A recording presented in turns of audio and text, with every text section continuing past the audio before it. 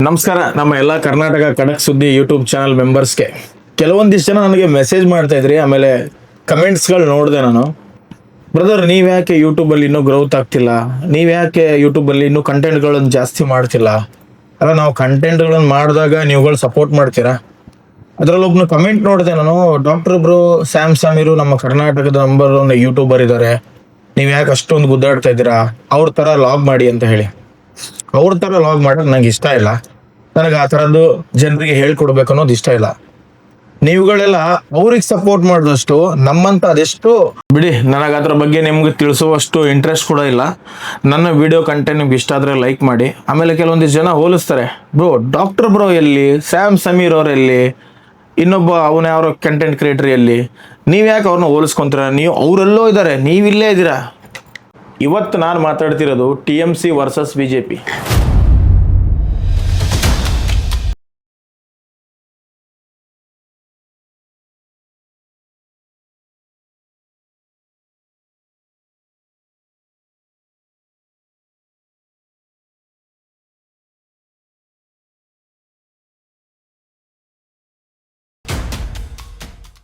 ಪಶ್ಚಿಮ ಬಂಗಾಳದಲ್ಲಿ ಮೊದಲ ಹಂತದ ಚುನಾವಣೆ ನಡೆದಿದೆ. ಈ ಬಾರಿಯ ಪಶ್ಚಿಮ ಬಂಗಾಳದ ಚುನಾವಣೆ ತೀವ್ರ ಚರ್ಚೆಯಲ್ಲಿದ್ದು, ಅಲ್ಲಿಯ ಈ ಮುಂಬರುವ ಪಕ್ಷದ ಮೇಲಿನ ಪಶ್ಚಿಮ ಬಂಗಾಳ ಹಾಗೂ ಭಾರತದ ಬಾಂಗ್ಲಾದೇಶದ ಗಡಿ ಭದ್ರತೆಯ ಭವಿಷ್ಯ ನಿರ್ಧಾರ ಆಗುತ್ತೆ ಅಂದರೆ ತಪ್ಪಾಗಲ್ಲ. ನಿಮಗೆಲ್ಲ ಗೊತ್ತಿರೋ ಹಾಗೆ ಬಾಂಗ್ಲಾದೇಶದಿಂದ ಅದೆಷ್ಟೋ ವಲಸಿಗರು ಹಾಗೂ ಅಕ್ರಮ ಬಾಂಗ್ಲಾದೇಶಿಯರು ಭಾರತಕ್ಕೆ ಬಂದಿದ್ದಾರೆ. ಇದಕ್ಕೆಲ್ಲ ಮುಖ್ಯ ಕಾರಣ ಏನು ಗೊತ್ತೇ ನಿಮ್ಗೆ?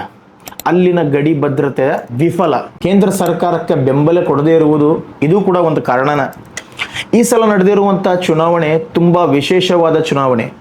ಯಾಕಂದ್ರೆ ಈ ಬಾರಿ ಪಶ್ಚಿಮ ಬಂಗಾಳದಲ್ಲಿ SIR ತನಿಖೆ ಆಗಿದೆ. SIR ತನಿಖೆ ಅಂದರೆ ಏನಪ್ಪ? ಮತದಾರ ಪಟ್ಟಿಯಿಂದ ಮರಣ ಹೊಂದಿದ ಮತದಾರರು ಮತ್ತು ಎರಡೆರಡು ಸರಿ ವೋಟ್ ಹಾಕ್ತಾರಲ್ಲ, ಅಂಥವ್ರನ್ನ ಈ ಮತದಾರ ಪಟ್ಟಿಯಿಂದ ತೆಗೆದು ಹಾಕ್ಯಾರ. ನೀವೆಲ್ಲ ಸೋಷಿಯಲ್ ಮೀಡಿಯಾ ಮುಖಾಂತರ ನೋಡಿರ್ತೀರಿ, ಅಕ್ರಮ ಬಾಂಗ್ಲಾದೇಶಿಯರು ಭಾರತ ದೇಶದೊಳಗೆ ಬಹಳಷ್ಟು ಕಡೆ ಇದ್ದಾರೆ ಅಂತ ಹೇಳಿ. ಅದ್ರ ಬಗ್ಗೆ ನಮ್ಮ ಕರ್ನಾಟಕದಲ್ಲೂ ಕೂಡ ಬೆಂಗಳೂರದಾಗ ಪುನೀತ್ ಕೆರೆಯವರು ಹೋರಾಟ ಮಾಡಿರೋದು ಅಥವಾ ಅವ್ರನ್ನ ಬಯಲಿಗೆ ಎಳೆದಿರೋದನ್ನು ನೋಡಿದ್ದೀರಿ.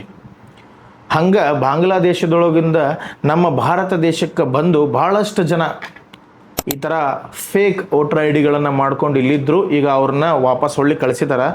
ಮಮತಾ ಬ್ಯಾನರ್ಜಿಯವರು TMC ಪಕ್ಷದವರಲ್ಲ, ಅವರು ಹೋಗಿ ಸುಪ್ರೀಂ ಕೋರ್ಟಿಗೆ ಹೇಳಿದ್ದಾರಂತೆ.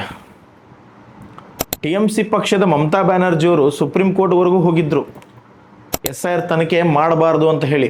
ಭಾರತದ ಅಲ್ಲದ ಮತದಾರರನ್ನು ಮತದಾರ ಪಟ್ಟಿಯಿಂದ ತೆಗೆದು ಹಾಕ್ಯಾರ. ಇದರಿಂದ ಬಾಂಗ್ಲಾದೇಶದಿಂದ ಬಂದ ಅಕ್ರಮವಾಗಿ ನೆಲೆಸಿದ್ದ ಎಷ್ಟೋ ಬಾಂಗ್ಲಾದೇಶಿಯರು ಮರಳಿ ಬಾಂಗ್ಲಾದೇಶಕ್ಕೆ ಹೋಗಿದ್ದಾರೆ. SIR ನಡಿಬಾರ್ದು ಅಂತ ಹೇಳಿ ಅಲ್ಲಿನ TMC ಪಕ್ಷದ ಮಮತಾ ಬ್ಯಾನರ್ಜಿಯವರು ಸುಪ್ರೀಂ ಕೋರ್ಟ್ವರೆಗೂ ಹೋಗಿದ್ರು. ಆದರೆ ಸುಪ್ರೀಂ ಕೋರ್ಟ್ ಏನು ಹೇಳಪ್ಪ ಅಂತಂದ್ರೆ, ಇಂಡಿವಿಜುವಲ್ ಆಗಿ ಎಲ್ಲ ದಾಖಲೆ ಸರಿ ಇರುವ ಮತದಾರರನ್ನು ತೆಗೆದುಕೊಂಡು ಬನ್ನಿ, ಮತದಾರರ ಪಟ್ಟಿಯಲ್ಲಿ ಅವ್ರನ್ನ ಸೇರಿಸುತ್ತೇವೆ ಅಂತ ಹೇಳ್ತು. ಪಶ್ಚಿಮ ಬಂಗಾಳದಲ್ಲಿ ನಡೆಯುತ್ತಿರುವ ಹಿಂಸಾಚಾರ, ನಿರುದ್ಯೋಗ ಮತ್ತು ಅಕ್ರಮ ಬಾಂಗ್ಲಾದೇಶರ ಓಲೈಕೆ ನಿಮಗೆಲ್ಲ ತಿಳಿದೇ ಐತಿ. ನಮ್ಮ ಭಾರತ ದೇಶದೊಳಗೆ ಇನ್ನೂ ಎಷ್ಟು ಜನ ಇದ್ದಾರೋ ಗೊತ್ತಿಲ್ಲ, ಅದು ಯಾವ್ಯಾವ ಮೂಲೆಯೊಳಗಿದ್ದಾರೋ ಗೊತ್ತಿಲ್ಲ. ಅಷ್ಟೇ ಅಲ್ಲ, ಹಿಂದೂಗಳ ಮೇಲೆ ನಡೆಯುತ್ತಿರುವಂಥ ಸತತ ದೌರ್ಜನ್ಯಗಳನ್ನು ನೀವು ಸೋಷಿಯಲ್ ಮೀಡಿಯಾ ಮುಖಾಂತರ ನ್ಯೂಸ್ಗಳ ಮುಖಾಂತರ ನೋಡಾಕತ್ತೀರಿ. ಈಗ ಪಶ್ಚಿಮ ಬಂಗಾಳದ ಹಿಂಸಾಚಾರಕ್ಕೆ ಪ್ರತ್ಯಕ್ಷ ಸಾಕ್ಷಿ ಏನಪ್ಪ ಅಂತಂದ್ರೆ, ಪಶ್ಚಿಮ ಬಂಗಾಳದ ದುರ್ಗಾಪುರದೊಳಗೆ ಅಕ್ಟೋಬರ್ 10, 2025 23 ವರ್ಷದ MBBS ವಿದ್ಯಾರ್ಥಿನಿ ಮೇಲೆ ಆದ ನಿಮ್ಗೆಲ್ಲರಿಗೂ ಗೊತ್ತಿರಬಹುದು.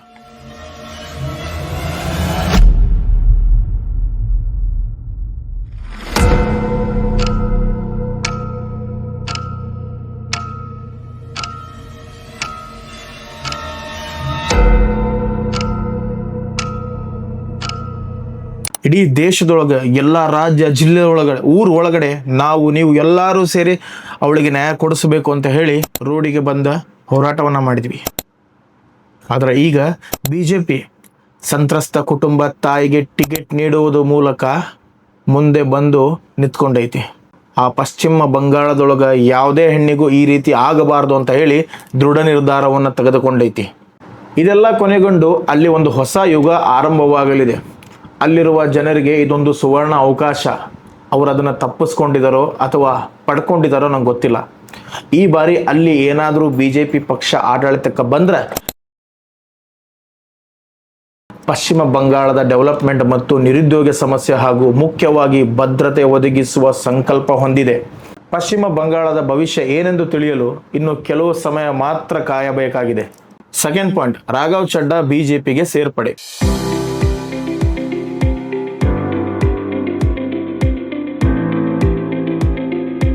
ಮೊನ್ನೆ ರಾಘವ್ ಚಡ್ಡಾ ಅವರು ತಮ್ಮ ಆಮ್ ಆದ್ಮಿ ಪಾರ್ಟಿಯಿಂದ ಬಿಜೆಪಿಗೆ ಸೇರ್ಪಡೆ ಆದರು.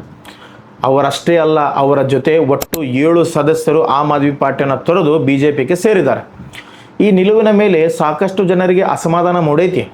ಆದರೆ ಜನರೆಲ್ಲ ಗಮನಿಸಬೇಕಾಗಿರುವಂಥ ವಿಷಯ ಏನಪ್ಪ ಅಂತಂದ್ರೆ, ರಾಘವ್ ಚಡ್ಡಾ ಆಮ್ ಆದ್ಮಿ ಪಾರ್ಟಿಯನ್ನು ತೊರೆಯೋದಕ್ಕೆ ಕಾರಣವೇ ಮುಖ್ಯವಾಗಿ ಆಮ್ ಆದ್ಮಿ ಪಾರ್ಟಿಯವರು.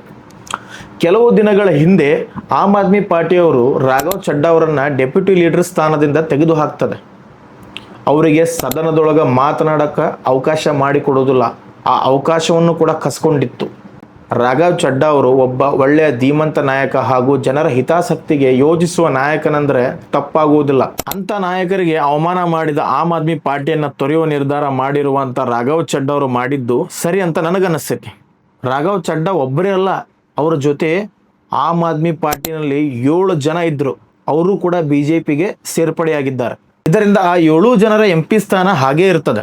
ಯಾಕಂದ್ರೆ ಸಂವಿಧಾನದ ಪ್ರಕಾರ 3/2 ಮೆಜಾರಿಟಿಯಲ್ಲಿ ಒಂದು ಪಕ್ಷದಿಂದ ಇನ್ನೊಂದು ಪಕ್ಷಕ್ಕೆ ಸೇರಿದರೆ ಅವರ MP ಸ್ಥಾನಕ್ಕೆ ಯಾವುದೇ ಹಾನಿ ಆಗುವುದಿಲ್ಲ. ಆದರೆ ರಾಘವ್ ಚಡ್ಡಾ ಅವರು ಹೇಳಿರೋ ಪ್ರಕಾರ ಆಮ್ ಆದ್ಮಿ ಪಾರ್ಟಿನಲ್ಲಿ ನಡೆಯುತ್ತಿರುವ ಆಂತರಿಕ ಕಲಹ ಮತ್ತು ಗುರಿ ಇಲ್ಲದ ರಾಜಕೀಯ ಬೇಸತ್ತು ನಾನು ಬಿಜೆಪಿ ಸೇರ್ಪಡೆಯಾಗಿದ್ದೀನಿ ಅಂತ ಅವ್ರು ಹೇಳ್ಕೊಂಡಿದ್ದಾರೆ.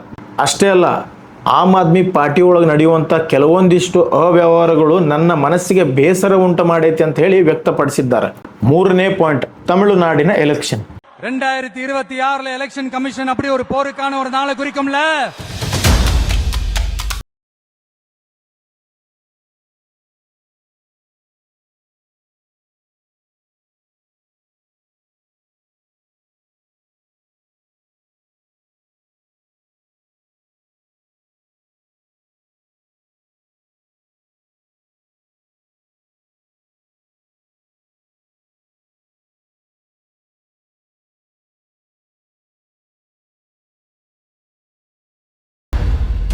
ಈ ಬಾರಿ ತಮಿಳ್ನಾಡದೊಳಗೆ ಹೊಸ ದಾಖಲೆ ಸೃಷ್ಟಿಯಾಗೈತಿ.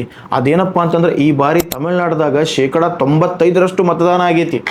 ನಮ್ಮ ಕರ್ನಾಟಕದೊಳಗೆ ಅದಾರ ಎಲೆಕ್ಷನ್ ಇದ್ದಾಗ ಯಾವನೋ ಒಂದು ಚಲೋ ಬಾಟಲ್ ಕೊಟ್ಟ ಅಂದ್ರೆ ಕುಡ್ದು ಎಲ್ಲರ ಅಲ್ಲಿ ಗುಡ್ಯಾಳ ಕೆರಿ ಇಲ್ಲಾಂದ್ರೆ ಇನ್ನೊಂದು ಯಾವ್ದಾರ ಕೆರಿ ಹೋಗಿ ಆರಾಮ್ ಮೊಕ್ಕೊಂಬಿಡೋದು, ಪೀಸ್ ಗೀಸ್ ತಿನ್ಕೊಂತ. ಇಲ್ಲ ಎಲ್ಲರೂ ಪಾಲ್ತು ಅಡ್ಡಾಡಕ್ಕೆ ಹೋಗೋದು, ಇಲ್ಲ ಕೆಲ್ಸಕ್ಕೆ ಹೋಗ್ಬಿಡೋದು. ಇಂಥವು ಮಾಡ್ತಾರೆ ಕೆಲವೊಂದಿಷ್ಟು ಜನ. ಅಂಥವ್ರು ತಿಳ್ಕೊರಿದ್ದು ಸ್ವಲ್ಪ. ಕೆಲವರು ಈ ಮತದಾನದ ಹಿಂದೆ ಜೋಸೆಫ್ ವಿಜಯ್, ತಳಪತಿ ವಿಜಯ್ ಅವರು ಇದ್ದಾರೆ ಅಂತ ಹೇಳ್ತಾರೆ. ಏಪ್ರಿಲ್ 23ನೇ ತಾರೀಕು ಮುಂಜಾನೆ ಪಕ್ಕಾ ರೆಡಿಯಾಗಿ ವೋಟರ್ ID ಕಾರ್ಡ್ ಕೈಯಲ್ಲಿ ತೆಗೆದುಕೊಂಡು ಮೊದಲಿಗೆ ನಿಮ್ಮ ಇಷ್ಟ ದೇವರನ್ನು ಭಕ್ತಿಯಿಂದ ಪೂಜಿಸಿ, ನಿಮ್ಮ ಕುಟುಂಬದ ಎಲ್ಲ ಸದಸ್ಯರನ್ನು ಜೊತೆಯಲ್ಲಿ ಕರೆದುಕೊಂಡು ಹೋಗಿ, ನಿಮ್ಮ ಸರತಿ ಬಂದಾಗ ನೇರವಾಗಿ ಮೊದಲ ಮತದಾನ ಬೂತ್ಗೆ ಹೋಗಿ ವಿಸಿಲ್ ಚಿಹ್ನೆ ಇರುವ ಬಟನ್ ಅನ್ನು ನಿಧಾನವಾಗಿ ಒತ್ತಿ. ಇದು ಒಂದು ಪೀಳಿಗೆಗಾಗಿ ಚುನಾವಣೆ, ಇದು ನಿಮಗಾಗಿ ಚುನಾವಣೆ. ನೋವುಗಳನ್ನು ಸಹಿಸಿಕೊಂಡು ನಿಮಗಾಗಿ ಬಂದೆ, ನಿಮ್ಮ ಋಣವನ್ನು ತೀರಿಸಲು ಬಂದೆ.